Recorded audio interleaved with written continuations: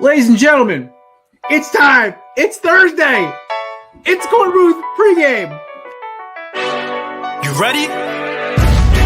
No debate, cause it's off. I'm too official, got the drip, I got the sauce. Bring the proof when it's time to tell the truth. I'll be at the corner booth, find me in the corner booth, yeah. Still standing and defiant. Slay the competition, cause I'm walking like a giant. Bring the proof when it's time to tell the truth. I'll be at the corner booth, find me in the corner booth, corner booth.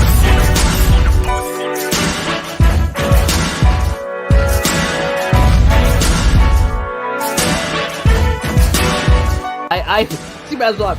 Kate, I feel like I have not officially said this. I've tiptoed around it. Kate, will you marry me? Do I have to answer now? Or No, you have time. You can think about it. You can think about a way to say no without hurting my feelings if you want. Oh lovely. I'll send you a letter. Just don't even. Right, cool. Thank you. I'll send you my address later so you can send it to my house. Yeah, I'm never giving you my address. I don't want you getting that close. Oh, I know. That intro never gets old, man. That's a great Ladies song. and gentlemen, it's Thursday. I got a beer. Matt's got a margarita. Grayson's drinking something. We don't know what he's got yet. It's the Korner Booth Sprite. Pregame. That's some Sprite. Listen, man. We one time had a guy on here drinking wine. It works. Whatever you want to put in your. I've seen everything consumed on this damn show. One time, Samir actually drank a glass of milk. That was hysterical. If y'all don't know who these handsome gentlemen are with me today, they're the two newest members of the Korner Booth family. One of them is a man I've known since we were 19 years old. We both went to the same shitty college in the same shitty city that gave us our worthless degrees. Yep, that we can't use. I'm trying to use mine now. Technically, we are using ours now, by the way. I mean, I'm using it. I got to use it to get this job. It's not in my field, but it required a degree, so I guess it did work out. I'm talking about this fucking podcast, man. But shit, okay. Oh, that too. Yeah. There we go. That man, that handsome devil to my right is Mr. Matt Ordazzo, a diehard season ticket holder, Jets fan, Yankees fan, and one of the big reasons I brought him in, he is a combat sports expert, or at least he knows a lot more than me. And of course, if you don't know this man below me, you should. He made his debut on Tuesday on the Korner Booth Pod where he killed it. This man is a linebacker for Northwestern, one of the coolest dudes I've met so far at Bellia Sports, and he's a Texas boy through and through. Unfortunately, he's a Cowboys fan. I know. I have to say it. I have to say it multiple times for it to be okay. Mr. Grayson, man. Today's show is big. We have two guests coming in, joining us to kind of even out the amount of chaos and crazy I bring to a show. The resident chaplain, Ryan McCarthy, will be joining us as well. He answered the McCarthy signal as always. That man's attendance record on this show might be bigger than some of my actual co-hosts.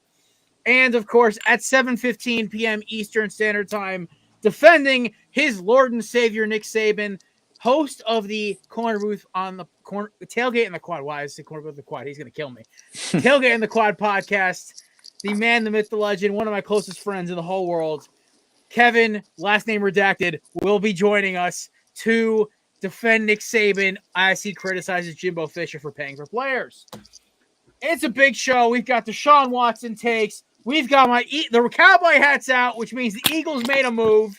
And on top of that all, we have some amazing sponsors we'll break down as well. Of course, this show is brought to you by the amazing folks at YeatsOfficial.com. You want amazing shades like these, as you saw in our intro, the Korner Booth, we are known for wearing shades. It's what we've always done.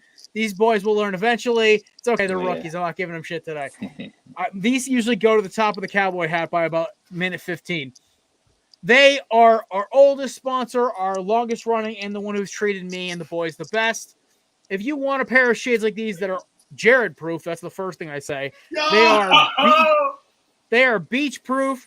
They are, oh my God, they are everything proof, basically. 10% off. Korner Booth is the promo code. YeatsOfficial.com, promo code Korner Booth. And listen, you can't beat it, man. You can't beat it, especially you can't beat Grayson's roommate walking through the background. It's all good, man. Listen. Sorry about that, guys. Hey, listen. Don't feel bad. When Samir was in his freshman dorm, his roommate would constantly enter and leave the room and just like make it a joke at that point to enter the show. Listen, he's fine, man. I've had way funnier roommate entries. One time we had Kevin's sister almost break his door down for something he said on the podcast. So it's all good. That's why I built my studio down here, because I didn't feel like dealing with that shit no more, at least when I'm hosting. You're good, man. Listen, it's all good, man. But listen, let's get it started. We got to talk about the elephant in the room, why I'm wearing the cowboy hat. Ironically, because there are rivals, but I wear this hat when I'm feeling like a badass. And right now, the most badass thing in the NFC East is the Philadelphia Eagles cornerback crew. The Eagles signed James Bradberry, the former Pro Bowler, to a one-year deal, $10 million total, 7.5 guaranteed cap hit, the rest in incentives. Now, boys, before we get into the analysis of this, here's the best part. Now, we're going to talk about the Cleveland Browns in a little bit because Deshaun Watson's in the news again. Because, that man, I swear, Cleveland's everything. Want to know the best thing I've heard today? So, you guys want to know what the dead cap hit is for the New York Giants going forward on this James Bradberry contract? Because they didn't wait till June 1st to cut him. $11.7 million. The Philadelphia Eagles paid him an even $10 million. This man is making $21.7 million this year, and he's not even playing for one of the teams. It's great. I heard that there was like 12 other teams in on him, and he chose the Eagles, so that tells you something. He's looking for revenge twice a year against them. Well, it's so funny. So I heard this from Ian Rappaport, because guys know I am a purveyor and super fan and one of the McAfee crazies. I was hearing Rappaport on the show, I think it was yesterday, they were talking about it, and he basically said, no, he's on NFL Total Access. Sorry, I was watching while I was cooking dinner last night. He said basically the Eagles were one of the few teams in that top 10 teams that offered him in free agency that did not actually make it, because the Giants were going to make a move, but the Eagles were like, okay, let's see if he hits free agency and then we'll go get him. And the Jair Alexander deal getting done made him signing a lot easier. We talked about, of course, Jair on Tuesday and him getting this ridiculous $30 million of signing bonus. Damn, that's a fat check to get when you sign your name, bro. That's insane. I love it. Grayson, what do you think of James Bradberry joining Mr. Slay to play your Cowboys twice a year? Well, I think Howie Roseman is one of the best general managers in football. Thank you, sir. I think, credit where credit's due. The Eagles had a great draft, and they're obviously going to bring a veteran defensive back play in that nickel or dime position. Trading for A.J. Brown, for Jalen Reagor, Devontae Smith is going to be special as expected. I think the offense could be explosive as well. It's going to be fun. It's all on Jalen Hurts, man. That's what it really comes down to. This is it. Listen, Jalen got handed the keys to a super it's like the scene from Fast and the Furious when they see the Lycan Hypersport in the tower, and it's like, okay, this is a $2 million car. Don't crash it. So here's the deal. If I'm Jalen Hurts, I see that now the Eagles have the best secondary they've had since the Asante Samuel, Lito Shepherd, and Sheldon Brown year, 2008. And they had Dawkins as a safety, by the way, on that team. That team was ridiculous. That defense was ridiculous. The only question is, there's only one question on the Eagles defense that scares me, and it's Marcus Epps. No relation to Mike Epps. Trust me, I looked it up. I would have been so hyped if that was true. So, oh, it's my washing machine. Somebody's in my house. I'm like, I'm home alone. Who the hell is moving in my house? It's the best part with the live show, man. Anything goes. But here's the thing, right? Marcus Epps had one of the highest pro football efficiency ratings last year. I think he was ranked 23rd out of all safety, both safety positions. Eagles were in rumors they were like proposed Jesse Bates trades. Bengals aren't getting rid of their best player on defense. Come on, let's be honest. So he didn't sign his tender. Yeah, but you know what? It's like they'll negotiate a deal. I feel like it really comes down to the fact with the NFC East, can the Cowboys utilize their strengths to make up for them in honesty, not improving this offseason. Now, I don't know. Maybe Grayson's boys picked up a receiver who's going to be another Cedric Wilson, who's going to just tear it up for no reason. They did, by the way. James Washington. Who's your sneaky boy? James Matt? Washington. Cowboys got him from Steelers. He's a sneaky guy. Okay, so you know what? Honestly, yeah, it sucks that they lost Wilson and Cooper. So it basically, with the Cowboys, it really turns down to this. And Grayson, correct me if I'm wrong here. It needs to be the CD show. We all know what Gallup does. Gallup does one thing. Gallup, he runs fast as shit, man. That boy gets downfield fast, and it comes down to, can the Cowboys run the ball consistently, and can CeeDee Lamb be that A-grade number one guy? That's really what I think comes down to, Grace. What do you think? No, I think you're spot on. I think it's going to have to kind of be the CD show. As a Cowboys fan, I was kind of disappointed. Really thinking that CD wasn't cut out to be the number one guy, the number one receiver, the number one threat. But right now, with the depth they have, I think it's the most reliable target and option for Dak Prescott. See, I think with the Cowboys, I think they got everything offensively. I mean, I was kind of preparing for the eventual departure of Cooper once they drafted CeeDee Lamb, which I thought was a typical Jerry Jones thing, to go offense round one when you had Cooper and Gallup, when you need defense everything. But worked out offensively. But I mean, now you still got Lamb. He's going to be the number one. He's been doing great the last couple of years. They're going to have to pay him eventually, so you're going to want to upload or download Cooper's contract. But you got Gallup, he just re-signed. You got James Washington, who's a really good fill-in for Cedric Wilson. They got Dalton Schultz, stepped up at tight end last year. So they, my thing with them is, like, they always feel like they neglect defense. Like, even free agency, they don't do anything defensively. They don't always go defense with their top early picks. So that's my big thing with the Cowboys, is that I feel like every year that defense is just middle of the pack, a little higher up, and that offense is just so good, but they just can't close out games sometimes. Like in the playoffs, they can't get it done. Oh yeah. I mean, my biggest thing with the Cowboys, and this is the thing that's scary, like, the Cowboys is the one team I actually fear in the division. With the Giants, I look at them like this, like, yeah, they're gonna get a cheap shot win on us. They got Saquon Barkley, they're gonna get a couple of big plays.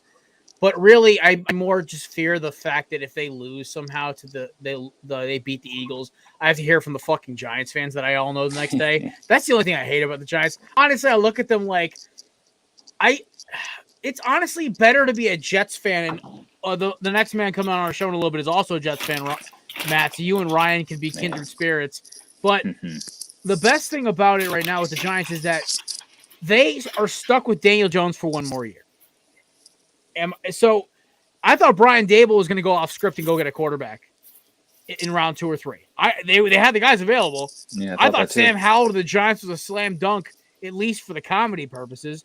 But yeah, I just, when it comes down to the Giants, and I'm not even going to talk about Washington because I feel like they're either going to win 9 games. It's going to make no sense. Carson Wentz is going to lead them down to the final game of the season, and then somehow he's going to throw a double-tipped interception to end the season for them. And it's going to be hysterical because I used to love Carson Wentz. And, like, somebody actually asked me that. He goes, Jared, why are you getting on Carson Wentz? You used to love him. I'm like, I also used to love Mac's girlfriends. We all make mistakes. It's like, it's the best way to put it. Carson's that ugly redhead's girlfriend that you just want to kick to the curb. Matt, and the fact is, my last ex was a redhead. That's the best part about that joke. Oh my God! Well, listen, when it comes to the NFC East, it's still Dallas and Philly running at full speed at each other, and it's going to come down to the last week. We know it's going to happen. It's what with me, it's like let's see what Dak does. If Dak can be a top tier quarterback, I think Dallas might have at least a slight edge of Philadelphia.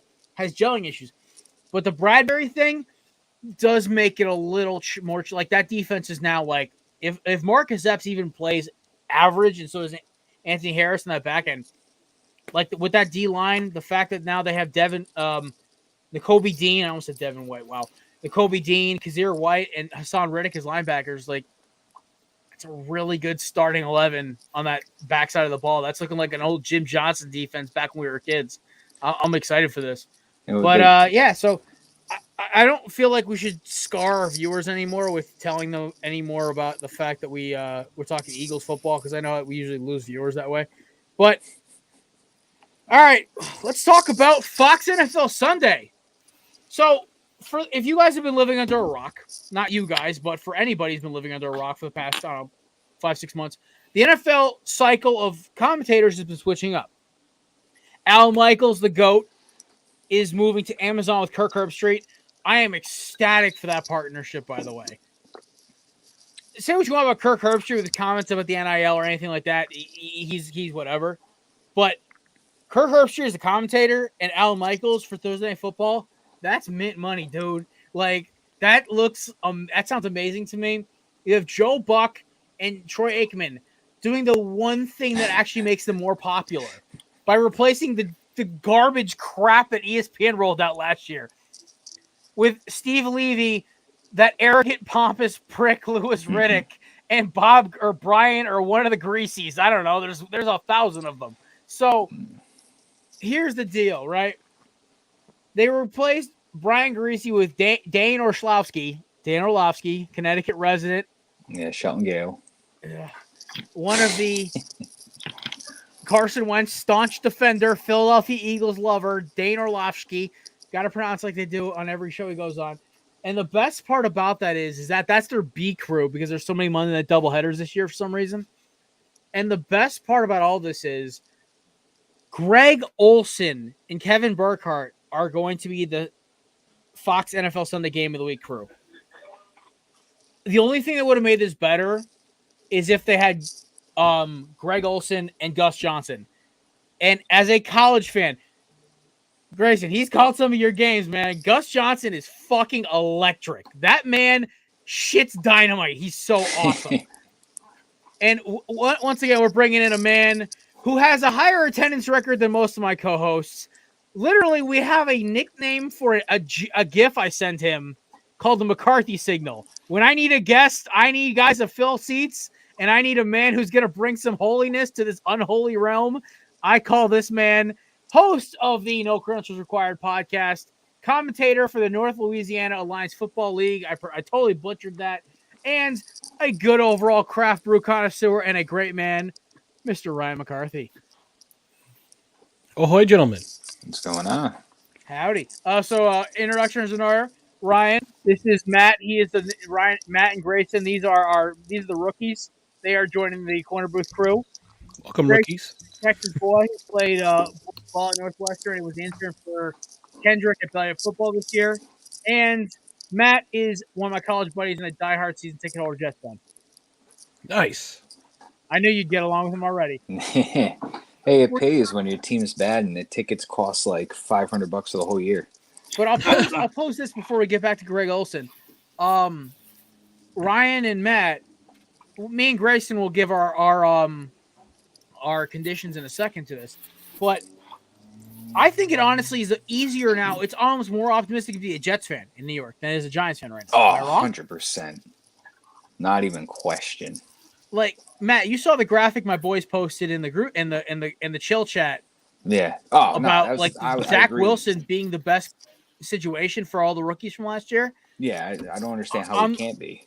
It's the amount of weapons they got: Corey Davis, Elijah Moore, Braxton Berrios, and Garrett Wilson, CJ Uzama, and I think they drafted the top tight end too. Yeah, and then they Tyler got Brees Conklin, Hall, Jeremy Ruckert, Brees Hall, and Michael Carter. Sorry, PTSD from the 2020 North Carolina Miami games. I want to talk about it. Lincoln Tomlinson, offensive guard, San Francisco. Yeah, like here's the thing: is like Bob Saleh, man. Like he's fighting. He's saying like, "Fuck it, let's see what we can do here." So I'm loving it. What do y'all think, Ryan? I'll let you just join. So let's start quick. Jets fan, optimism. You loving it right now? What's the deal? Absolutely.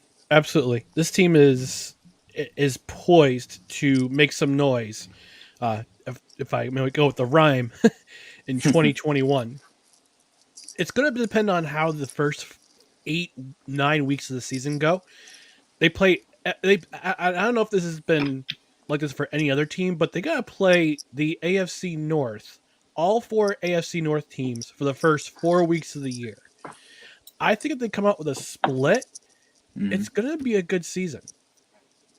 You know, I'm okay with. I mean, my ceiling for the Jets right now is 8 wins. My floor is only 6. Mm-hmm. And then next year they reload again. They reload and they go to the playoffs next year. You know what's so funny? The way the AFC. So the AFC to me has a weird perspective. So everyone thinks that the AFC, when you talk playoffs, right? The AFC has so many good quarterbacks, right? And the biggest thing to me is the fact that a lot of them play in the same division, the AFC West. The AFC North, let's be honest, you can't tell me the Bengals are not the best team in that division right now. It's their division to lose. Yeah. Okay. So the fact that the Ravens lost so many, like the Hollywood Brown trade, I understand why they made it, but the fact that they're just banking Rashad Bateman's going to be a great receiver and they haven't made a move for anybody else, that scares me if I'm a Ravens fan. The Browns, we're going to talk about them in a little bit. There's a certain reason why I'm not thinking they're going to make the playoffs, and it's hilarious. It's the most like Family Guy Simpsons joke about the Browns I've ever seen, and I love it. And the Steelers, I'm sorry, you have Kenny Heisman versus Big Mitch. I think the two of them are going to both play great in training camp, but the thing is, like, their ceiling's an 8-win team. They're going to score points. They're going to play a little defense, but they're going to lose games when it counts because their quarterback can't get them over the hump. So, and then you go to the South. It's basically the Colts division to lose because the Titans got worse. The Jags and Texans got better, so they went from a 3-win team to a 4-win team. And then you go out east, and it's basically the Bills. The Patriots got worse. I don't know. Apparently, Matt Patricia is calling plays for the Patriots this year. And or Joe Judge. But how is that a better option? Dude, you got a defensive coordinator and a special teams coach calling offensive plays. It's like literally the scene from Dodgeball. That's a weird strategy, Cotton. Let's see if it pays off. Because it won't. But there are really people out there that think the Patriots got better for Mac Jones, and it's just like I don't see it. Oh my God! I think their biggest thing was Devontae Parker. They traded for him, pretty sure. Listen, the only thing that would tell me that they're going to be a great team this year is if Tyquan Thornton is the next Deshaun Jackson. That's basically it. Yeah. This man basically has to on his first catch from Mac Jones, bust it 85 yards, clocking about 23 miles an hour, and then I'll start believing in the Patriots. Here's the problem. Then you get to the Dolphins. You guys all know, if you've ever listened to my show, how I feel about Tua. I think Tua is a good kid. He's a decent quarterback talent-wise. I think the problem is the Dolphins screwed this kid in his early development. And he's either got to be elite all-pro. The problem is that I don't think Tyreek Hill was the best receiver for them to get. Mm-mm.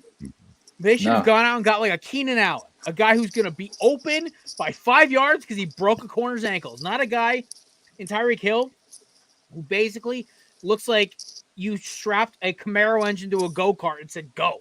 Like, there is, with the Dolphins, to me, it feels like there's so much hype. The Dolphins feel like the 2011 Eagles to me.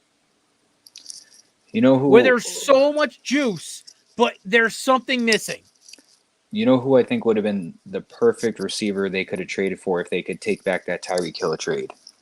So we all know Tua's arm isn't the strongest. Yeah. If they sent something out, got like Michael Thomas for the low because of the injuries and everything, just because I don't think he'd be as expensive as he was a couple years back. But if they got what we call slant boy, right? They call him slant guy. Slant guy. You got to put some respect on his name. Guy. Well, no, I'm saying, but how perfect would that have been for a guy that oh my God, it'd be great with Waddle's versatility and Mac Hollins being like their bigger body over the top guy. I mean, it's a great receiving core, and you still have Mike Gesicki in that running back field. As my sunglasses are throwing my OCD through a loop right now. My biggest thing, though, is that with the Dolphins, it really just comes down to, like, do you really trust Tua to run this Lamborghini of an offense? And we saw what happened in 2011. When Mike Vick went down, they had to give it to Vince Young. I'm not saying Vince Young is the same quarterback as Tua. That team sputtered. Mm-hmm. It looked like somebody had put freaking diesel fuel in a gas engine. It looked awful. Yeah. So my question, Grace, I'll open the floor to you is, I honestly think the Jets have the second best chance to make the playoffs in the AFC East. That's like, I think they'll catch those two other teams by surprise. I know it's a ballsy pick, but fuck, I'll take it. It's like, that's like, I'm a betting man anyway, so why not? I think I agree with you, honestly. There's been a lot of attraction for me to the Jets. The draft kind of spoke for itself. They had a very successful draft, as well as the Colts, the Eagles. They were up there just as high up on the draft sheet that night. So I'm kind of excited to see what the future holds for the Jets next season, especially defensively. You know, I'm itching to talk about my team, but I never probably always tell you, but I thank Howie Roseman every day for Joe Douglas. Listen, I love I'm telling that you, man. the Howie Roseman tree is the real tree you need to watch, Dude. because that man's a mad scientist. When he hits, he doesn't miss. Bro, from shiny dome to shiny dome, like Joe Douglas and Rob Saleh have like the fucking best connection. Like, I love how they're on the same page. Like, we never had that. We had, what we always consistently had was either a coach or a general manager in place before the other, but none of them could get on the same page when you put them together. Like, there was issues with John Idzik and Rex Ryan, Mike Tannenbaum, Rex Ryan. Just everybody, Adam Gase and every single person he's ever been with. So the fact that you finally got a competent GM that can make good moves, doesn't trade for guys, doesn't like overreach on salaries, and doesn't overpay. Yeah. Yes, doesn't overpay, and you pair him up with a coach who he extensively interviewed, and they got the right mindset. They got the same game plan. Now I'm excited to see this take off. They've got the offense stacked with all their additions. They had a great draft. I think it's really between them and the Dolphins for that second place pick. Like, I really think I'm not expecting the Patriots to really go more than like 7 wins next year. I mean, I know Mac Jones looked pretty good the first half of that year, but they didn't do anything really offensively besides take an offensive lineman in the end of the first round that was really projected to go Who has later. the best third face round? mask? Who has the best face mask of all time? But Anybody who played O-line knows exactly what I'm talking about. I had that face mask for 1 year, man. I couldn't wait to get rid of that shit. But I mean, I'm excited. There's a lot of youth and there's a lot of speed and there's a lot of talent on that team, and they all get along. Like, there's all videos of them at games or training in the off season. Like, they all get along like a big brotherhood, and I think they're going to surprise some people this year.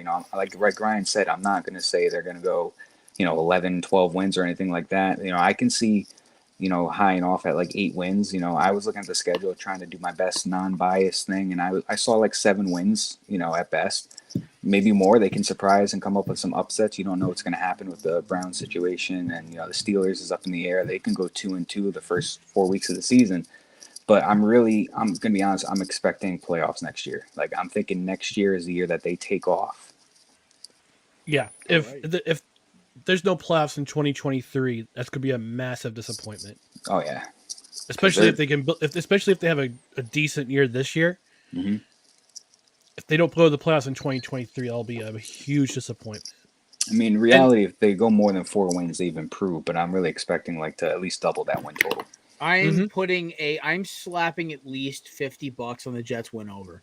Like, that is 100%. That's over when 5.5, yes. I'm gonna do an overs parlay. So y'all gonna love this, right? I'm slapping the Philly over now before it gets any bigger. The Jets over. I'm also taking the Detroit Lions over by a fucking mile. I think they're going to win 9-10 games because you gave Jared Goff basically a bunch of guys who run really fast and get open easily. DJ Chark is their third best receiver. That's scary. Monroe St. Brown everyone forgets good too. I was going to say he's their best receiver. Everyone forgets DJ Chark in Jacksonville you couldn't cover him in 2020 or 2019. Like, this dude was a missile. And he's your third best receiver. You still have Josh Reynolds in the slot as well. Like, you still have TJ Hawkinson, a top 5, top 10 tight end max. Mm-hmm. DeAndre Swift, who arguably might be the best running back in his class, not named Jonathan Taylor. So, like, I mean, Jared Goff, and also a top 20 offensive line. Somehow that happened overnight. So, basically, the Lions might actually start scoring points, which is scary. But, all right, so Ryan gave the perfect transition. Deshaun Watson, gentlemen. So, he's met with league officials this week.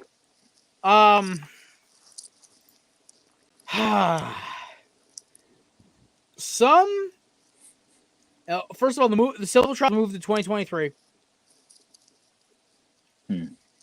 And some of the text messages that were leaked, I'm just going to read one because it was allegedly after he apparently touched a girl with his mini Watson. And the text reads, "I'm sorry if I made you uncomfortable." It doesn't sound incriminating until you realize who it's about and what he's been accused of. And so, say what you want about Deshaun Watson as a skilled player. I think he's arguably talent-wise one of the top 5 most talented quarterbacks in football right now. I think this man is literally his gift. He's got a top 10 arm, top 10 mobility, accuracies at least top 15, leadership, except for, not wanting to play for his team. I mean, listen, say what you want. I know he wants to get out of Houston, but it's not their best look, honestly, but whatever. That's my personal opinion. I don't know. Honestly, then again, my quarterback quit on my team in 2020. Who the fuck should I talk to? So at this point, Deshaun Watson is a top 10 quarterback when he's on the field. But now there's a problem. And this is the most Cleveland thing. And shout out to Bill Burr on the McAfee podcast for talking about this, because this is the most Cleveland Browns occurrence of all time. I want to paint y'all a picture, right? So let's say Deshaun Watson gets suspended for 8 games. There's a problem, though. Browns have pissed off Baker Mayfield enough. And let's say some quarterback gets injured in the preseason or sucks, right? Let's say, let's see Seattle, like Drew Lock is absolutely dog shit or tear something. Or, I don't know. I'll throw another name out there. Let's say Jameis goes down or fucking, I don't know.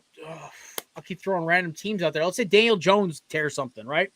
And a team needs a quarterback. The Browns will take a first-round pick. This is a whole Sam Bradford all over again, right? But now, the Browns, facing down an 8-game suspension that has not come down yet, are stuck with Jacoby Brissett and Josh Dobbs as their quarterbacks until week 9, right? Or week 10, depending on bye weeks. So, the Browns are out of playoff contention possibly because Deshaun Watson has had no time to get coordinated with his receivers. They're X amount of games back behind the Ravens and Bengals. And now there is a huge team chemistry issue because they did Baker dirty and watch Baker goes and lights it up in Seattle or whatever. This is the most Cleveland Browns things that could ever happen. And if it happens, it is fucking karma. Because the way the Browns did Baker Mayfield and Browns fans, shame on you, Browns fans. This man got you to a fucking playoff game the first time since 2002? I feel Grace, I don't even know if you were born yet for that, bud. Or you might have been born. I think you were 1. But Jesus Christ, I was 7 years old. McCarthy was only 30. Whoa. Not that old. I'm playing. It's okay. Our founder and co-founder, Mike Brown, was only 50 at that point. Here's the thing, right? The Browns basically sold out Baker for like day-old meat, man. They left him out. They said, hey, we're not going to trade for Watson. Then they offer him $230 fucking million guaranteed, which pissed off every owner, GM, and head coach in football, because now every quarterback not named Derek Carr is going to take a serious look at, hey, Mr. Hansi Feely over there got fucking $230 million guaranteed. Where the fuck's my money? So my biggest thing here is that the Browns did everything they possibly could to fuck themselves over if this situation goes south. And it's the most Cleveland Browns thing I've ever seen. Now, if it's only a 5-game suspension, they hang on to Baker, he eats the bullet and says, fuck it, I'll play good for 5 games to get traded, then the Browns are okay because they'll probably still win 2 or 3 games. But let's be honest, it's the Cleveland Browns. There's a very reasonable chance the doomsday scenario I just said is very real. So, gentlemen, what do you think about Watson, the text message, the civil trial, suspensions? What are we thinking? You know, so in the beginning, I thought maybe this could be like something that was like planted by the Texans because he wanted out so bad and they were so unwilling to get rid of him. The whole timing was just perfect for that. But when you got 22 women come forward, you got to be honest. Like, there's got to be something that's going down. Like, you can't not just There's too much bypass smoke that. to not be a fire. Yeah. So he definitely did something, and he's gonna get suspended. We don't know how many games, but there's gonna be something that's gonna happen to him. It's typical Browns it's not typical Browns for them to go out and trade and get that franchise quarterback that they've never had. So that's something they don't really do. So the fact that they got Deshaun Watson's amazing. However, it's very typical Cleveland Browns thing to have that baggage come with them. Like, Johnny Manziel in like the 2013 draft with all those issues at school, and they take him in the first round. It's just typical Cleveland kind of stuff right there. But and I think it's going to be a battle they'll lose in the short time with his suspension. Like, I mean, I think Jacoby Brissett's a pretty solid backup quarterback, but I don't want him for 8 games. I'd take him for 2 or 3. But, they might shoot themselves in the foot for the first, 5 to 8 games of the season. But I think in the long run, Deshaun Watson can be what he was the last couple of years. I think Cleveland's going to be good going forward for the future. Grayson, what do you think? Yeah, I agree. I think there's so many ways that the RBIs can still go. The courts still have 21 other women with civil cases, and the NFL has to do its due diligence as well. Watson's missed an entire season already, but my question is if Roger Goodell will put him on the commissioner's exempt list and keep him out another year while they kind of sort this whole thing out. Ooh, I didn't even think of that. Oh shit! Can you put him on the exempt list for a year, and then when that gets situated, suspend him again, kind of thing? Or? Yeah, right. They did it with what's his face? They with Vic. Now that's a scenario right there you just put out there. That would be crazy. Dude, that's like fucked up, honestly, because it's like if that happens, this is like the ultimate. Cleveland's sitting there like, shit. Baseball play? Nope. Right. Wow. Oh my god, that's fucking crazy. Oh my god, McCarthy, where are you leaning with this? Grace, that was a good take, brother. Jesus Christ, I didn't think of that. You silenced the whole room. I was like, fuck. Yeah, what do you make me follow up? I mean, come on, I got nothing to say after that. No, I go what Grayson said. This whole situation is just a mess between the criminal and now the civil lawsuit. 23 women coming forward. I'm the type of person, I want the truth to come out. I want due process to be done. But when it comes to the NFL, it's going to be. I don't know. He could be out another year, and then after that, another 8 games. And hey, the Browns tag along here. Ghost is passed out. I'll go get him for you in a second, McCarthy. All right, but yeah, this is a really messy situation, and it just seems like there's no end to it. Hi, bud. I know. Yeah.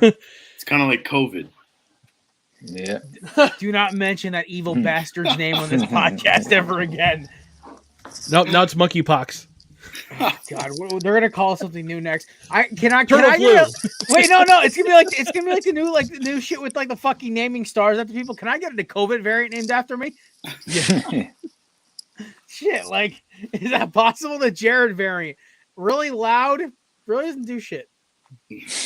Oh my gosh. All right, so while we're waiting on our next guest, who basically has almost thrown his laptop through a window, So, Ryan, quickly, though, while we're waiting, I might just move on to another topic, depending on how long his download goes. What do you think about Greg Olsen now being Fox's new guy as they get the Super Bowl this year? I don't mind it. Keep going. I don't mind it. He showed what he could do when he was the XFL. I think he was one of the top color commentators when the XFL was going on. So, it's not a bad move. He seems pretty comfortable with being behind the microphone, and and he knows what he's talking about. He played in the league for years. He was part of the U, obviously, Jared. I know he's a U guy.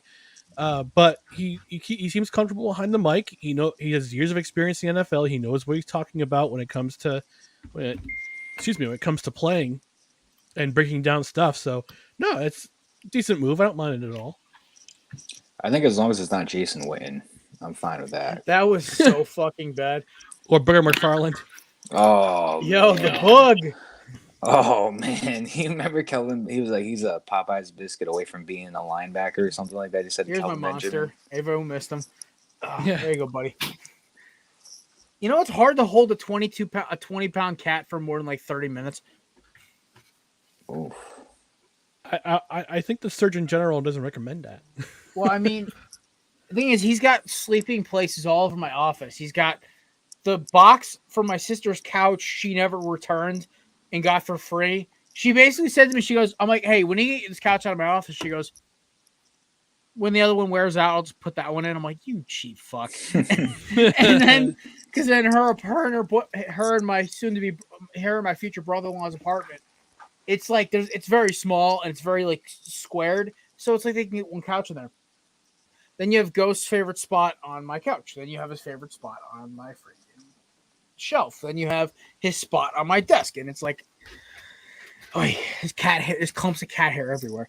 But yeah, no, I love the Greg Olsen move. Like I said before he came on, Ryan, I would have loved Gus Johnson because that man literally shits dynamite. He's so electric.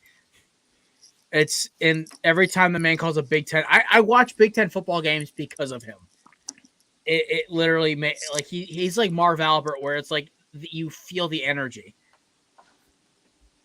Mm-hmm. So like I kind of just when I feel like I'm watching it, I think it's great. But our next guest, rocking the shades, his newest pair of Eats official. I gotta bring mine back. Oh wait, I'm going double, boys. Here we go. This man is the host of the Tailgate on the Quad podcast, one of my close personal friends, Alabama graduate, and he's ready to go to war.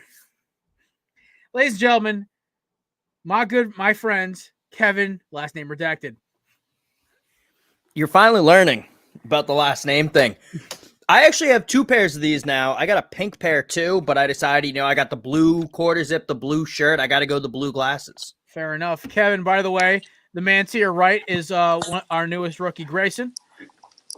And I know Grayson. Oh yeah, and then the man north of you in the middle is my boy Matt from college. These are the two newest members of the Korner Booth. Somehow they have joined and not wanted to quit yet. Shout out JD. Just give him a little bit of time. That's okay. JD actually volunteered to come on today until he conveniently realized he had a golf tournament to play in tonight. Tonight? I don't know. It might be indoor golf simulated. I'll give him the benefit of the doubt. But I made a joke saying I made a joke saying I have guests that have come on the show, like actual guests I'd like go through agents to get that have a better attendance record than him this semester. So this year. So I think he's confused. He doesn't want to cut into his drinking time, but you can drink on this show. That is allowed. Matt had a margarita. Matt had a margarita. Like, look at that shit. That's perfect. I got the big boy. Get the shows that I did while I was unemployed. God, there was. I told Grayson the time about the Leonard Skinner show. Like, does he just forget? Was he? He had to have seen that show. I don't know if he was on yet. I mean, he was working for Andy at that point. So I mean, Andy kept a pretty tight ship with how much he made him tweet. But I mean, honestly, I don't know. I think JD just lives under a fucking rock. That's why his caption, like his headshot in my phone, is Patrick Starr walking towards his rock, because that man lives in his own little universe. Yeah, fair. But yeah, Kev, so Nick Saban, everyone knows the story now. Nick Saban basically came out saying that Texas A&M buys all its players. I know I'm paraphrasing here, so don't yell at me for it. And basically took shots at Jimbo Fisher. So here's the deal. I'm not going to – and so one of the funniest things I saw today was Jack Mack from Barstool came out. I was like, listen, Alabama fans, if you think if Alabama didn't pay their players in something, either cash or cars, you're wrong too. I want your opinion, Kevin. You were the first person I thought of when I saw this story today. I want to first off say that Alabama's never paid a player. all those players who are saying, like Antonio Cromartie, all those guys who say they were offered money in the early 2000s. Some guys like it didn't happen. They get around those rules by saying, hey, this, like the car dealerships will tell the team, like, hey, 4-year loan, no interest, don't have to make any payments. If you don't make the league, we take the car back. And they just tell the football team. So that's one way that all those players are getting those nice cars. I just want to point that out. With stuff not in the trunk? Hey, it's fucking better than a McDonald's bag, Jesus. Shout out. Well, I would rather have a Charger and a couple grand in the trunk than a couple grand in a fucking McDonald's bag, Jeremy Pruitt. Jesus, step your game up. That's why you're not a coach anymore. A couple thousand in tattoos. It's like, okay, so here's the deal, right? My favorite about the Ohio State thing before we keep moving is the fact that the tattoo thing, it's like, guys, tattoos are pretty visible. I hope y'all realize that. Like, it's pretty easy to see when, like, there's a change here. And also, by the way, tattoos are fucking expensive, so Yeah. that's my favorite part about the whole scandal was now I get older and I have a few. It's like, Jesus Christ, when did I think they weren't going to get caught? Yeah, I mean, I don't know. Guys also just come into college with tattoos. Yeah, but like half my boys were covered, but they were like their parents were either loaded or they fucking worked all through high school. My favorite tattoo story is it was Reuben Foster. Grew up in Auburn, Alabama, wanted to play for Auburn as a kid, had an Auburn tattoo on his forearm. Went on to win a national championship with the University of Alabama. Just hilarious shit. But I think these teams are overreacting to what Nick Saban said. I think his point of this, yeah, he was kind of bitching about how A&M paid their players. They did. They fucking were paying. They got kids there by paying them. Oh, yeah, Can we all agree on that? It's a cult. Yeah, We've all A&M is a cult. Like let's not act like it isn't. Like, it's Penn State level, like where it's just like Lane Kiffin retweeted this today. mm-hmm. 2018, 0 5 stars. 2019, 2 5 stars. 2020, 2 5 stars. 2021, 1 5 star. NIL introduced. 2022, 7 5 stars in the highest rated class of all time. They're doing something. And I mean, also, Nick Saban didn't say they broke any rules. He didn't say they did anything illegal. He didn't say they cheated. He just said they paid for this recruiting class. And it was more a complaint about the direction college football is going in and a warning. He does this all the time. He complained about the transfer portal. Now you got teams complaining that we're tampering and taking their best players. shout out USC. The NCAA, they did announce that the money can't come directly from the schools. Fucking finally. It's only been a year. And they're going to retroactively apply that, which I don't think they should be allowed to do, but that's just me. I have a should've feeling done it before they installed The minute Nick Saban gets like 15 5 stars, that shit's gone. They're going to change the rules. They're talking about doing it with the transfer portal now. Like, you know what the funniest thing is? Like, I thought I like the transfer portal in the sense that like some guys, if they just have a bad rub with the coach, they dip. But like the way that it's going with like Braylon Addison right now and fucking Jordan Addison, sorry, and the kid from fucking what's his face? The other receiver. What's the kid's name? Williams? Kev? No, the dude who like decommitted from Texas to go to No, the other kid. Wait, Aggie Hall? Yeah, Aggie Hall. Yeah, for those who don't know, Aggie Hall played for Alabama, had like 3 fucking drops in the national championship, was suspended from the team once, then was kicked off the team, bitched and moaned about how Alabama fans suck, and Nick Saban's a bitch. He actually tweeted like, fuck Nick Saban, or like liked the tweet that said that. And then removed all Texas stuff from his bio, from his social media after he committed to Texas, tweeted something about how no Texas players were drafted, and I'm pissed Jordan Addison didn't go to Texas because I wanted the Aggie Hall meltdown. But Nick Saban said it was dumb. People were like, oh, you can't adapt, and then you got your best fucking player. Now you're pissed. But I want to talk about Jimbo Fisher's press conference. Okay. I watched it this afternoon. I have some thoughts. See, I took notes. Awesome. Boys, we're in for a treat. I Kick took- back, relax, like Kevin I'm Roll. excited. I'm about to take a sip for this one. First off, he immediately comes out and says, we didn't break any laws. We didn't cheat. Nick Saban didn't say you cheated. Sound That's any more like- fucking guilty. That's like if you go to your girlfriend, like, and you're trying to figure out what you want to have for dinner or something. You're like, hey, can we talk about something real quick? Which is a horrible way to start a conversation, but they immediately go, he's just a friend. That's not, like, it's not mine. The fuck? I just want to know if you want Chick-fil-A or fucking McDonald's. I'm not, what are you talking about? And then you come home from work the next day and some dude's balls deep in her. That's the vibe I'm getting from Jimbo Fisher. Immediately, we didn't cheat. We didn't do anything wrong. It's ridiculous. Especially because no one said he cheated. Oh my god. And also, he was complaining, like, go talk to coaches who have coached under, like, for Nick Saban. Buddy, you coached under him. Don't do this cryptic shit. Oh, like, go talk to his former coach. Just say what you want to say, dude. Don't say, oh, you can dig into his past. Dude, you are his past. Also, anything that comes down to Saban from his LSU days is also going to hit you in some way. So I don't know where he thinks he's going with that one.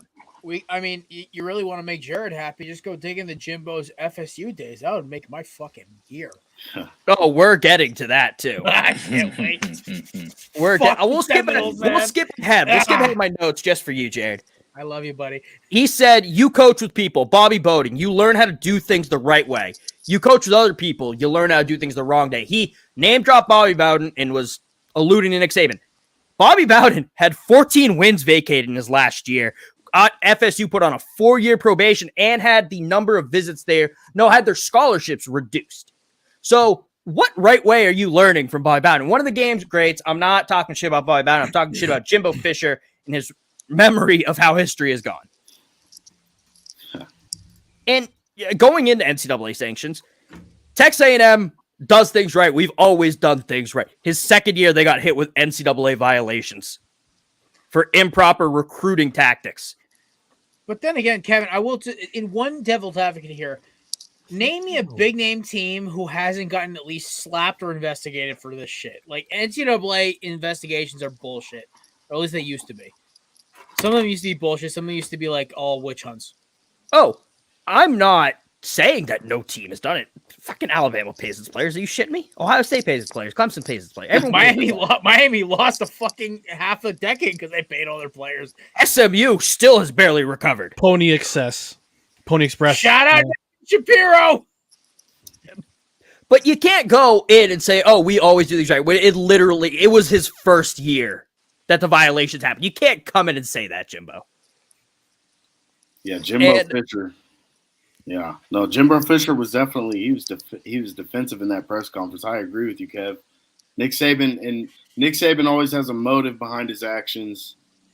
He was speaking to the business leaders and the boosters and basically telling them if they don't open up their wallets and get in the game, then he's not going to recruit to the maximum potential that he would like.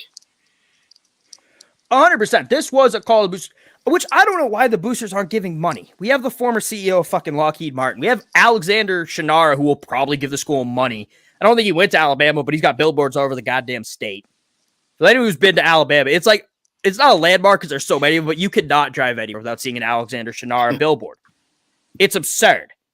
See, Kevin, I've never really understood this whole booster thing until Miami actually got boosters. Shout out, yeah, I know, but the problem is they didn't give a fuck until Cristobal got hired. Which is why you hire whoever the fuck the boosters want, because they'll give you money. And my last point on the Jimbo Fisher press conference. Okay. Texas A&M set up something with their boosters that's like not part of the school, but it's adjacent to the school. They help set it up, which is to help facilitate NIL deals, which I think is great. I like when schools do stuff like that, trying to help these guys get their money. But they were using it as a recruiting tool, which I don't love. Like, we'll give you this money if you come here. But also, Jimbo said, we haven't done anything wrong. Like, our boosters have not given any recruits money. Well, I don't know what that committee's doing. I have no idea. But 100% not giving them money. You can't have it both ways. You can't say you have no idea what they're doing, but also say they definitely haven't done it. My question is this. In the back of the press conference, was somebody just swinging a red flag for everything Jimbo Fisher said? Because at this point, he just looks fucking guilty. It's absurd. I fucking hate Jimbo Fisher, too. I think he's a scumbag. Even before today, I have not liked him whatsoever. And Jared, I know you also hate him, but... Oh, well, I hate him for many thousands of reasons. Yeah. But yeah. I just think he's kind of a dick.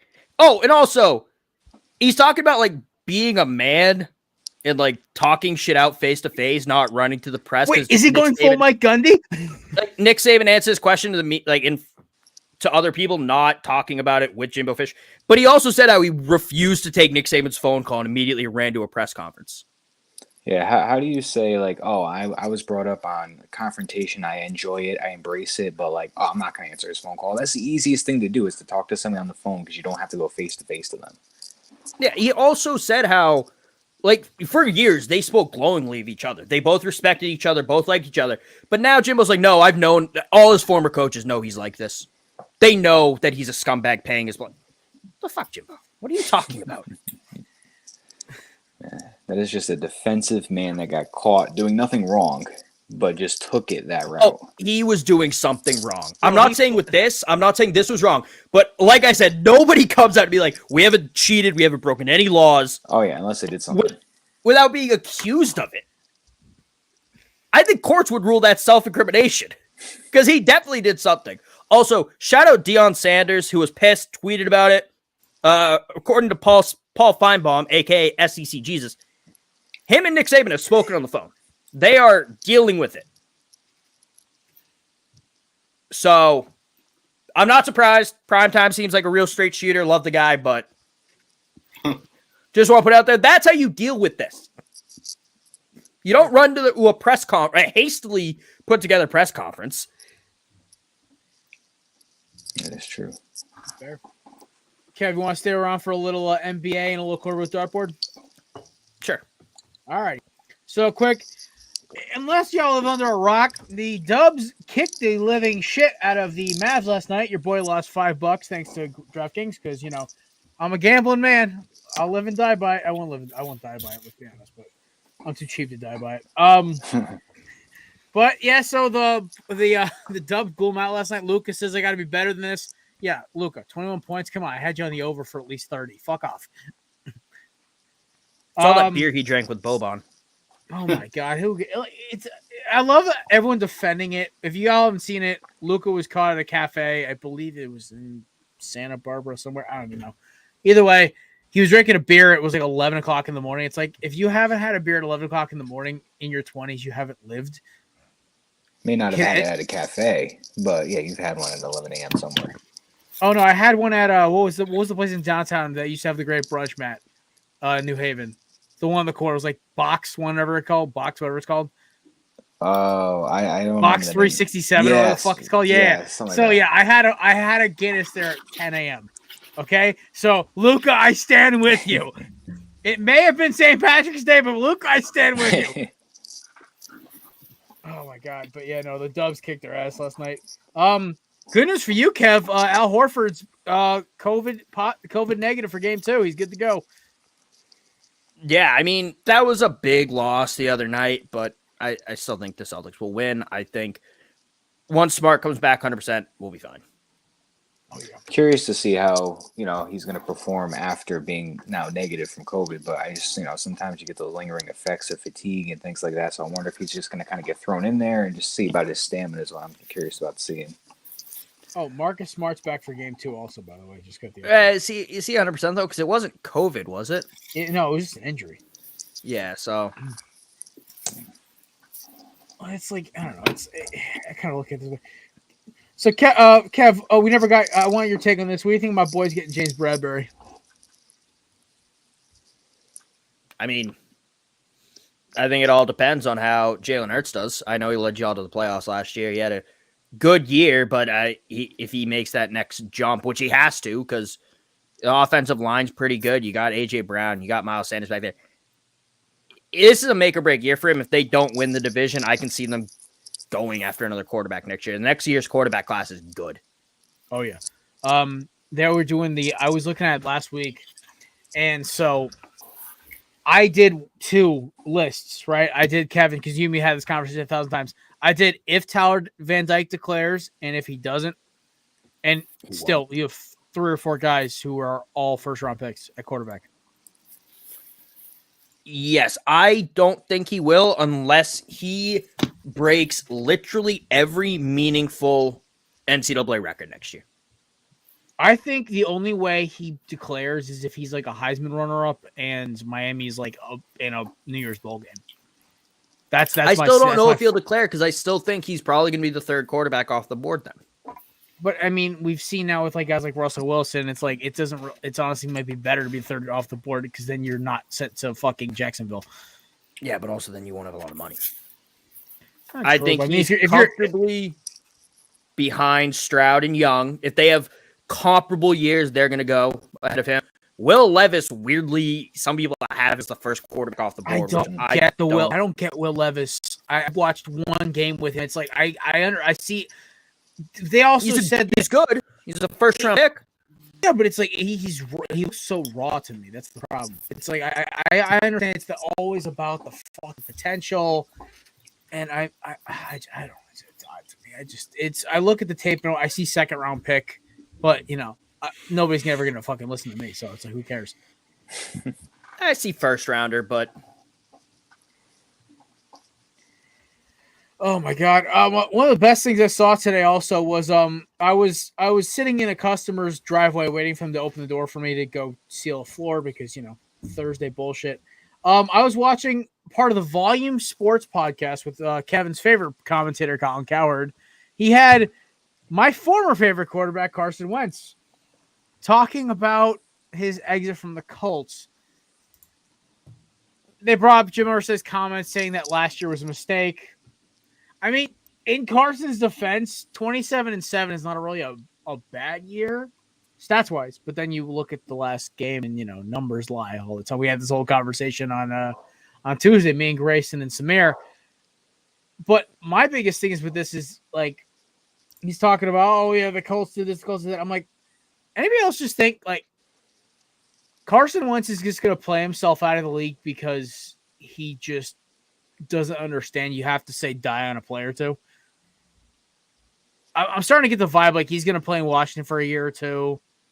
They'll draft a quarterback in the next year or the year after, and it's just going to be the same carousel all the time. I really think Carson Wentz is going to be Kirk Cousins 2.0 for Washington. A guy that can get you like 8 or 9 wins, but is not going to get you over that hump. It's not going to get you far into the playoffs if you guys even get there by wild card or anything like that. But I think this is just a safe gap, like quarterback gap. Like I think this is just something that's going to bridge them into next draft to look at somebody else that can just buy him some time right now.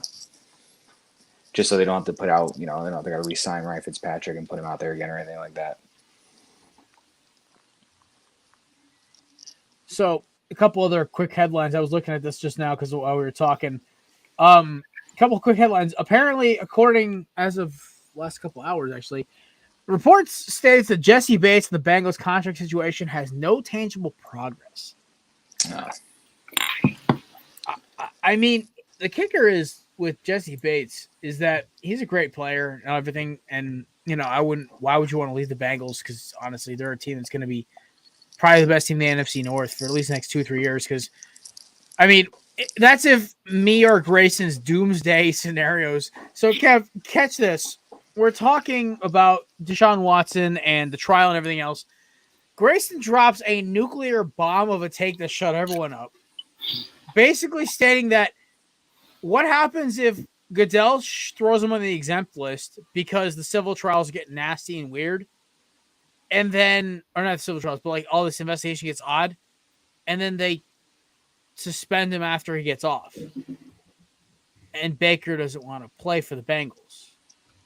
Browns, yes. Sorry. But like that's the most Cleveland of Cleveland scenarios. I know it's a total doomsday scenario, but I also think it's very likely. Which is even scarier. I think also if there is even a shred of evidence that this happened, and I know Roger Goodell doesn't really like to listen to the court of public opinion, you can't suspend Calvin Ridley for a year for doing a parlay, having the Falcons winning for a couple games when he's not even with the team, and then turn a blind eye to sexual assault. So I could see Deshaun getting a year. Mm-hmm. Even to add to that, you can't justify putting Josh Gordon on the exempt list for those multiple failed drug tests, but not at least give Deshaun Watson a year's suspension I think, assaulting women sexually and, weed is on definitely a different level. 100%. It's not even the same fucking atmosphere, honestly. Yeah. But also, according to Roger Goodell, assaulting women and allegedly having a knowledge of deflating footballs are on the same level. So their punishment scale makes no goddamn sense. And there is a fucking reference to Deflategate. We made it. Kevin, I'm just surprised we haven't had a mom joke yet today. This is great. I'm so proud of you. Was Kevin's mom one of the masseuses? That's a fucking layup, Brian. Come on. Man.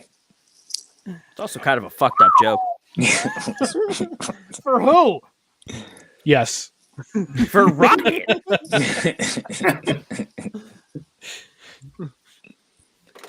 I would think Deshaun would go after more attractive women than a woman in her 50s now? 50s And now, we got one. who's had 30 plus years of alcoholism destroy her. So,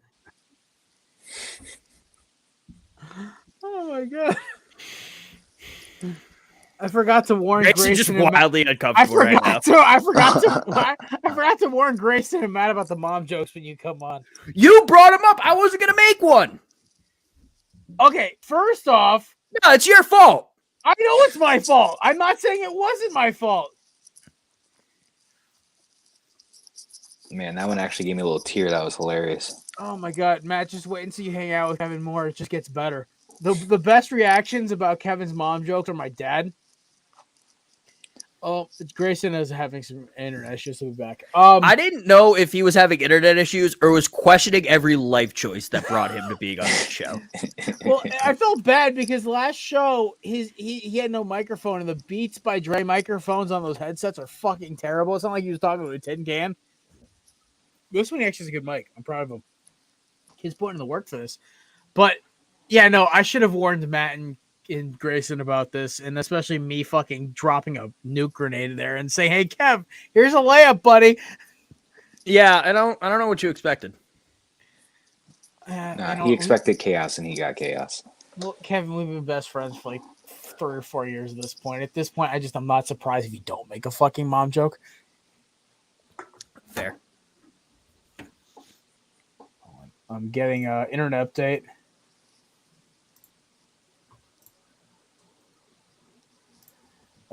Okay. Try hitting the. Hold on, sorry. Trying to get this kid back in the freaking chat. Try hitting the link again after you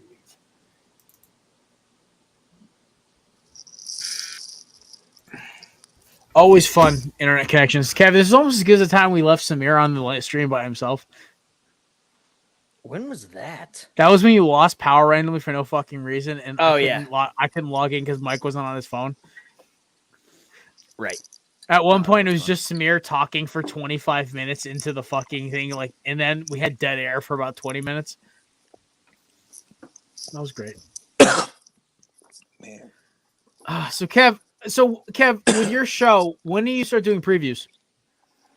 July.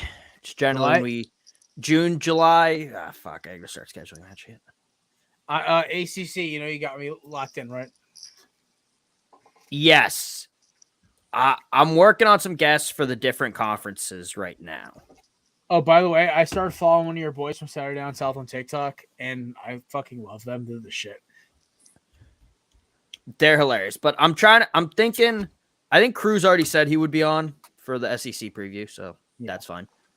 I got to reach out to, I got to plug him in every shit I do. Nitro Drive on YouTube. Go watch his videos. I'm going to see if I can get him for the Pac-12.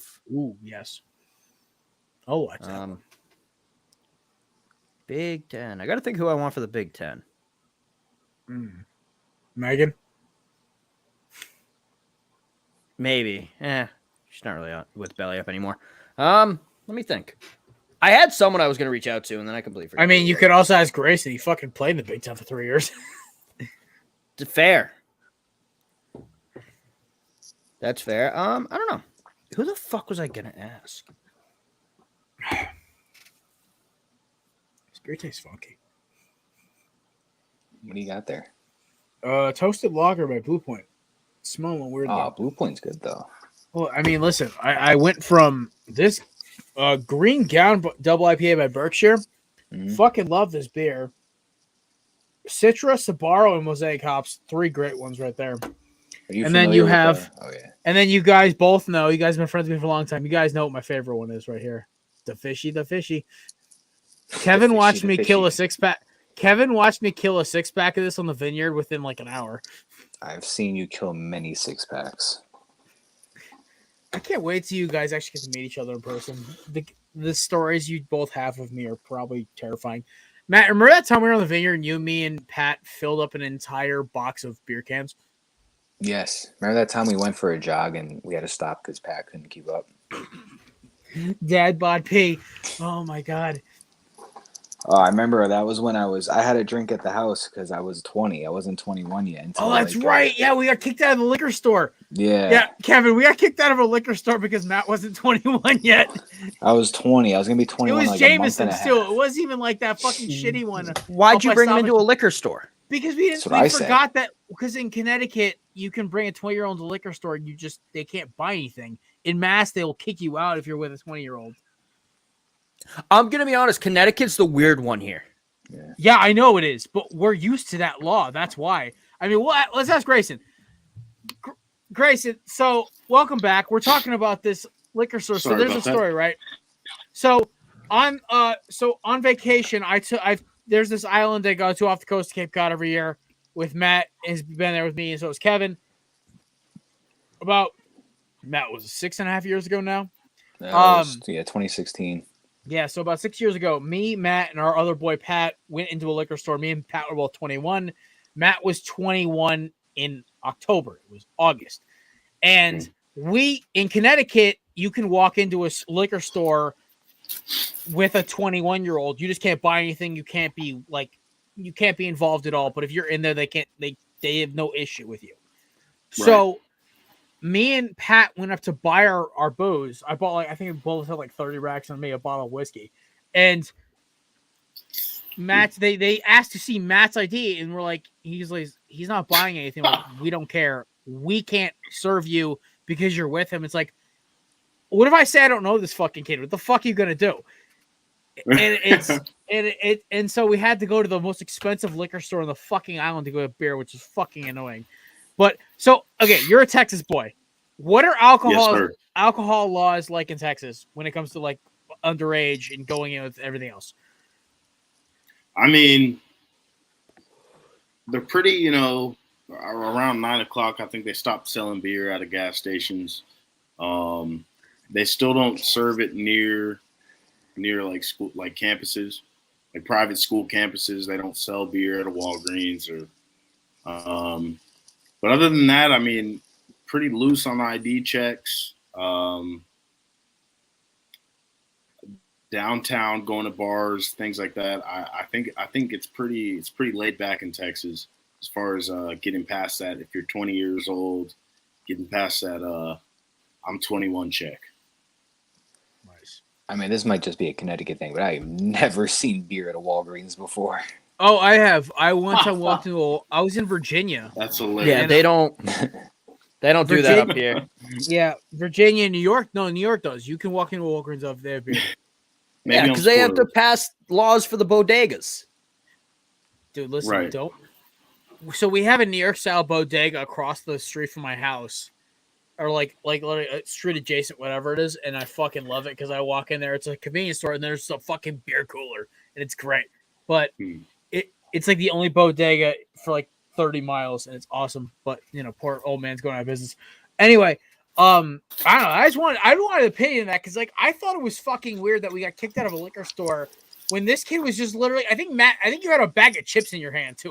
You weren't even looking like you were trying to buy beer. I don't even think I had anything. I think I was just trying to stand off into the distance just to not even make it seem obvious.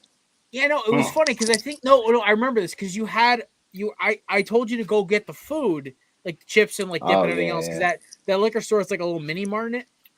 And you're literally sitting there with the food, and I'm like, motherfucker. And it's so funny because literally a day later, we went right back in and bought more beer from them. We just told Matt to stand outside. Yeah, because in Massachusetts, they're paranoid about people buying alcohol for their underage friends. Oh. Massachusetts passed the 21 law early when they changed from 18 to 21. Or the federal government said if you don't change it from 18 to 21, we're going to take away your funding for roads. And Massachusetts did it early, but Rhode Island didn't. So people from this area would go to like Rhode Island or Connecticut to buy beer.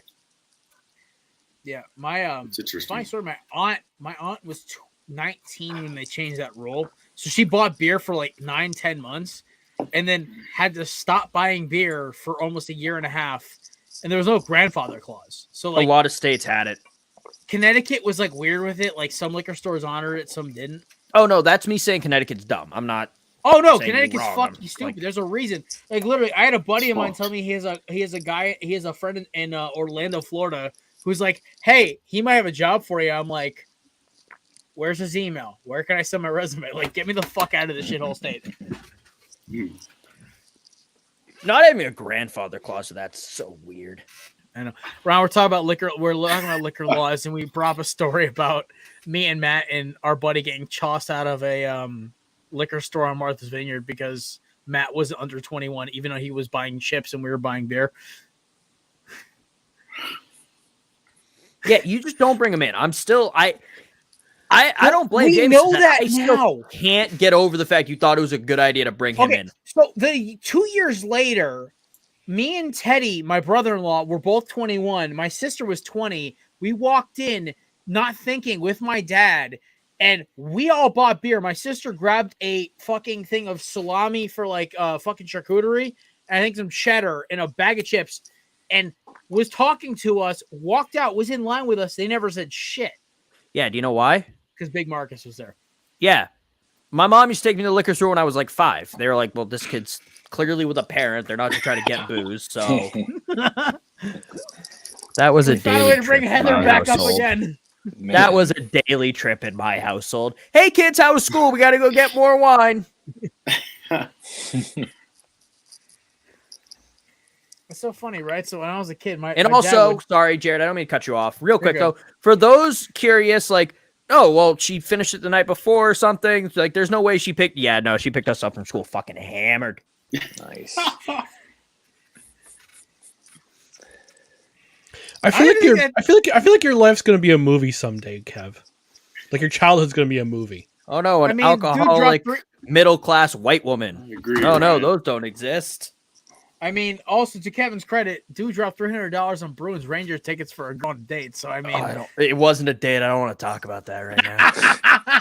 we'll As talk text about me that later. But all week. it's okay, buddy. Just hang in the ring. Just keep taking the punches. And I gotta see her this weekend, so that's gonna be fun.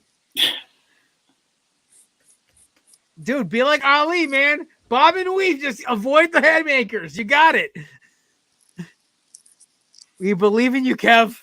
Well, now you have to drop $350 on Rangers tickets if you want to take her to a playoff game. Jesus. No, I'm not fucking driving to New Who York. wants to see them get fucking raked over by the fucking Hurricanes? Come on. I do too, Ryan. I'm still bitter. Also, I can root for the Hurricanes because they used to be the Whalers. So there you go. All right, Well- boys and girls, you know what time of the day it is. We are hitting the last 12 minutes of the time. It is time for my favorite segment where I lose circulation of my leg. It is time for the Korner Booth dartboard. All right, ladies and gentlemen, you know how the rules go. Everyone here except for Matt has done it, so we'll let him go third or fourth. Basically, you get a 3 to 5 minute segment of talking. We'll do 2 to 3 because it's only 12 minutes left. Of why you want to put somebody right here. So, Mr. McCarthy, you are the guest. You are one of the guests of honor today. You get to go first. Who is going in the center of the Korner Booth dartboard for you today, sir? Colin Cowherd. I think Kevin might kiss you on the forehead for that one. I'll tell you for several reasons because he tried to troll Jets fans years and years ago, saying, "Oh, we got Sam Darnold, we got Adam Gase together. They're gonna be a magical combination. I'm gonna buy 2020 AFC Championship season tickets for that game." And then this afternoon, there's a picture of Zach Wilson at a Mets game with his hat on backwards. You know the And- rule, Ryan. Backwards hat quarterbacks don't succeed, according to Colin Cowherd. And that's why I'm going to say yeah, he's be prepared to be proven wrong there, Colin Cowherd. I'm sorry, but oh god, it just he drives me nuts with these. It's not only just the anti-Jets. It's just not only the anti-Jets hate, but just the fact that he thinks his opinion matters only. His opinion is perfect. His opinion is is on loan from God, and it's just I can't stand it anymore. And it's like and the whole Gase Darnold thing was like, oh, I was just kidding. I was just trolling. I was being sarcastic. Okay, you were being sarcastic as a God. Oh yeah, dartboard. All right. Anybody else want up, or else I'll go. All right, I got one. So I had to do about 4.5 hours to 5 hours of driving today. Anybody knows the Connecticut, New York area?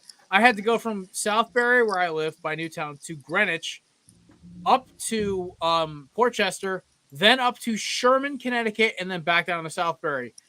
Collectively, I burned over 2/3 of a tank of gas in a brand new Tacoma, my work truck, and then had to listen because I ran a McAfee show to Pardon My Take, which I do enjoy. I had to listen to John Sally. Anybody knows who John Sally is from the Bad Boy Pistons, one of the greatest NBA teams assembled. These guys were just mean, nasty, punch you in the teeth, knock you down. I listen to John Sally, who I always confuse with JB Smoove. I find that ironic. John Sally is a devoted vegan. I had to listen to this schmuck give me diet tips for about 30 miles. And because there was a cop 1 car back from me, I was not going to change the fucking podcast. So I had to listen to this jackass tell me why eating meat is just like you're eating dead carcass. I'm like, no, motherfucker, I cook it. It was just a great time. And John Sally, listen, from being a Robert Ory level role player on a great team, and for knowing somehow, and also I heard a great story about Sarah Palin, but the fact is I had to watch him try to tell me basically I eat meat at every single meal. I basically consider it the main thing I consume, more than beer. Almost the only thing I consume more than that is probably water. So yeah, no, John Sally can kiss my ass. That was the most annoying thing ever. But I did find a great tip to help my buddy Beans, who is struggling with kidney stones. I found a great way to help him with that. So that was 1 plus to that. Drink Also, less beer. not me, my boy Beans. It was I'm just assuming your friends all drink. You've met Beans. It was actually baking soda in your water when you drink it in the morning, like a very small amount, breaks up kidney stones.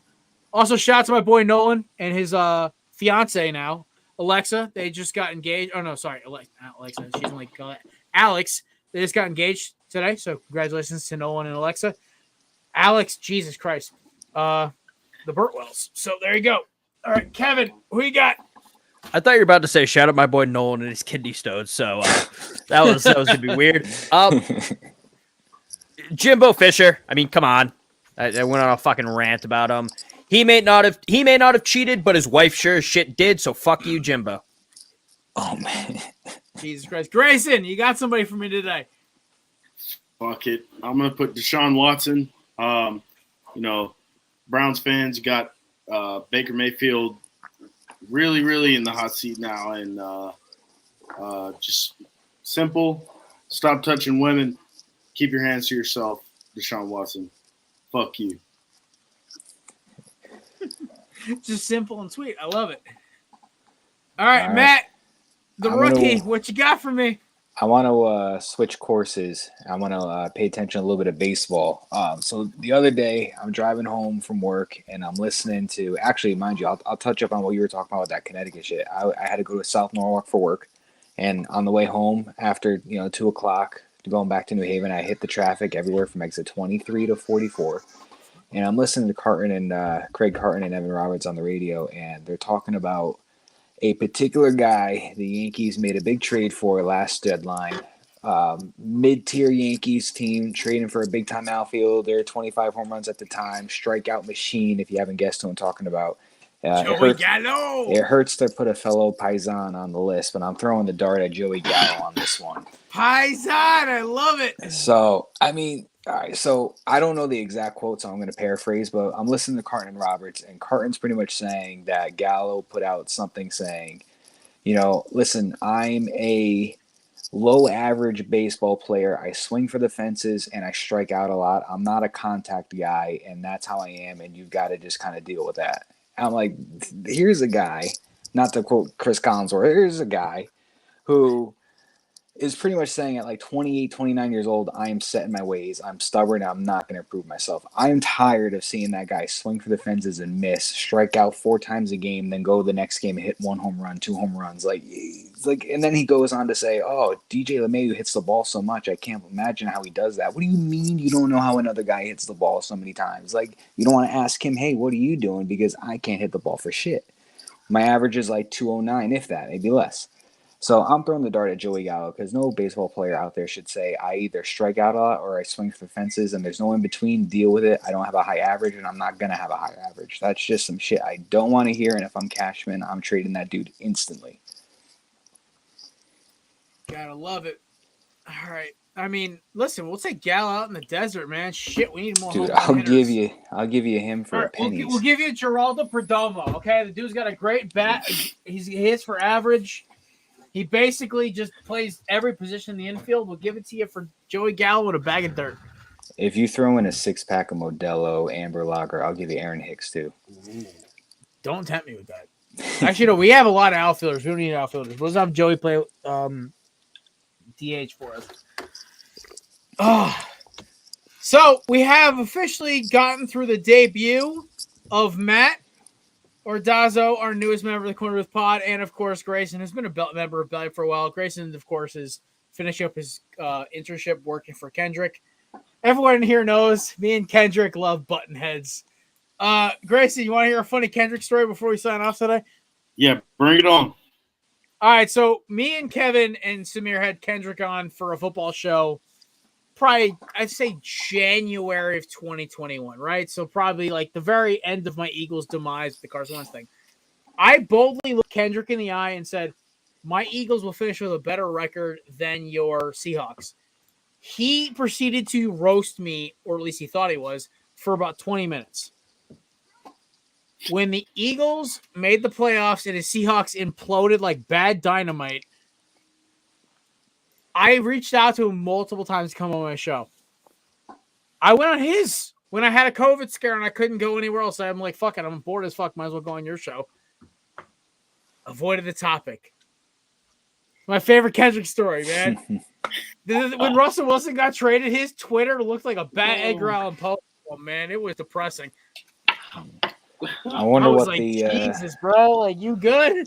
I wonder what caused this. I mean, it's not like, after they traded for a safety with like 3 draft picks or so that it went downhill. Why I you don't know. complaining? Y'all made off like fucking bandits with that trade. We turned Jamal Adams into Elijah Vera Tucker and Garrett Wilson. Great fucking picks. Also, True like that. my favorite part is also the Seahawks were basically using Russell Wilson and Bobby Wagner as the world's 2 best rolls of duct tape. And the second they got rid of both of them, the whole fucking boat explodes. Like, I'm surprised they didn't get rid of like DK or fucking who's their corner they have that they actually are pretty good. Trey Flowers, one of these guys, like just start selling like fire sale. But you know what? Hey, listen, shout out to Pete Carroll. He's going out with the shit, man. Say you're in a rebuild without saying you're in a rebuild. Yeah, right. Yeah, right. Drew Lock. All right, so I got one more question for all y'all before we roll out of here. We got about a minute 15. Round the horn quick for all 5 of us. Who do you think is going to be the surprise bad team? I'm talking like 3 or 4 wins. McCarthy? The surprise bad team? Mm-hmm. Minnesota. Minnesota? Okay. Mm-hmm. Grayson, who do you think? Who's the surprise bad team? You're in a CIA redacted video right now. Again. Surprise bad team, I'm going Panthers. Panthers? Okay. Yep. Kevin, who do you got? Surprise bad team. I want to say the Packers after losing Aaron Rodgers' favorite weapon, and according to him, his only weapon. But If the fucking Patriots have Matt Patricia and Joe Judge calling their offense, it's the Patriots. We talked about it before you got on. Yeah. Oh my god! All right, Matt. Surprise bad team. Going back and forth in my head, I think if I got to go surprise bad team, I'm going Ravens. I think you got rid of Marquise Brown, and you're pretty much relying on Rashad Bateman and Lauren. Is it Devin Duvernay? Is it? I think you got those two guys for your receivers, and you're just gonna overthrow Mark Andrews. I think there's gonna be a lot of injuries just from overusage of some guys. Unclear running back room with all that injuries from last year and ready to come back. But I think I got to give it to the Ravens on that one. Fair enough. All right. I'll make it quick because we gotta get off. My surprise bad team is the Tennessee Titans. The Colts got better, the Jags got better, and the Texans got better, and you got worse.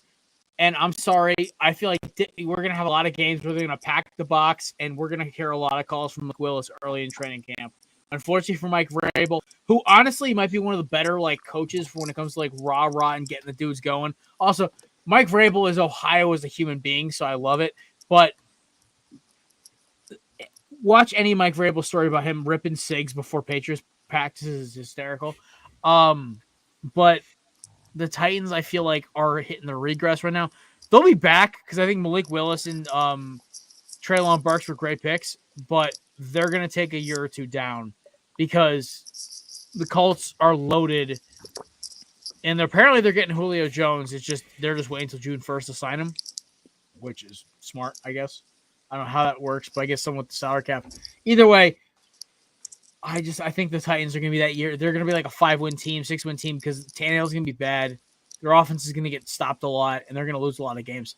I also think, if my memory serves me right, they have a top 10 ranked hardest schedule. So, All right, Kev, go. By the way, sorry.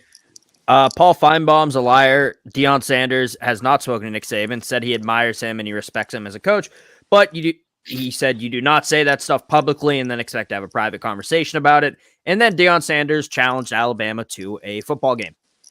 Love it. And one last comment before we sign off on the Instagram. boys. Listen, shout out to Matt and Grayson for making their debuts on the Korner Booth Pregame. We love it. Shout out to McCarthy for answering the McCarthy signal when I sent it.